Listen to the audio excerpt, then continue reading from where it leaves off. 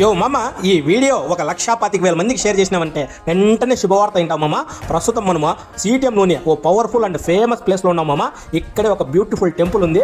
అలాగే ఇక్కడ జాతరలు సంతలు జరుగుతూ ఉంటాయి. ఇలాంటి ప్లేస్లో ఒక పెద్ద బ్రిడ్జ్ అనేది వచ్చింది మామ. ప్రస్తుతం ఈ బ్రిడ్జ్ పనులు అయితే శరవేగంగా జరుగుతూ ఉన్నాయి. ఇంకా కొన్ని రోజుల్లో బ్రిడ్జ్ అనేది పూర్తి అయిపోతుంది.